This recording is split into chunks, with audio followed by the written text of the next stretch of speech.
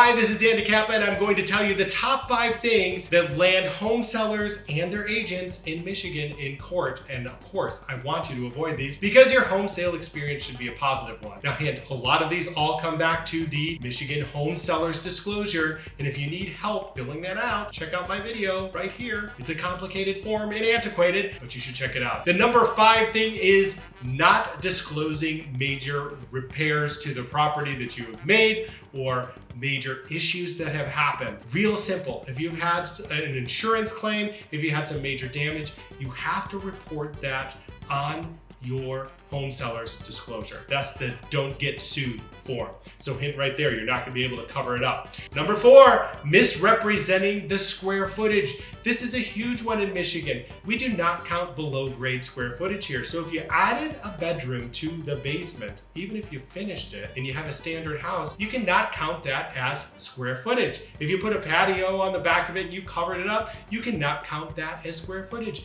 And yes, you can get sued for that if it doesn't screw up your sale or the appraisal beforehand. So don't let that happen to you. If it's not there in the tax assessor records, you can't count it as square footage. Number 3, saying the wrong thing to the buyer. Now, I hope that you have hired a trusted real estate professional. But if you haven't, follow the advice of your attorney and try to keep the buyer and yourself separate. You don't want to tell them something that may or may not be true about the neighborhood or about the home, an offhanded comment that happens that you end up back in court because maybe you weren't telling the whole truth or you're really trying to get that sale to go through. Number 2 is covering up a major issue.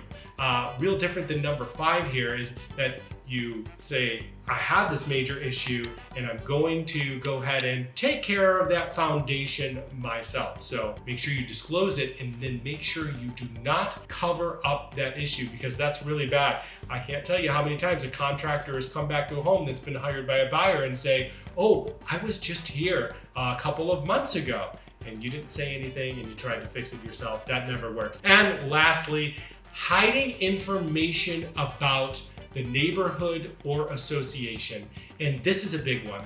If you know that something is coming up in your neighborhood, a major repair that's going to land on the homeowners, maybe a lawsuit against homeowners, some litigation, your monthly dues are going up, make sure you give everything to the buyer. If something got mailed to you and you didn't open it up or I didn't see that was going on, guess what? You're still liable for giving all of that information to a buyer. Make sure that that home sale experience is a positive one for you and for the buyer, and you're not giving some of that money back a couple years from now because you made a mistake, honest or not. I hope that you enjoyed this video in the series. Make sure to like it if you did. Drop a comment if something has happened to you before, and good luck on your home sale.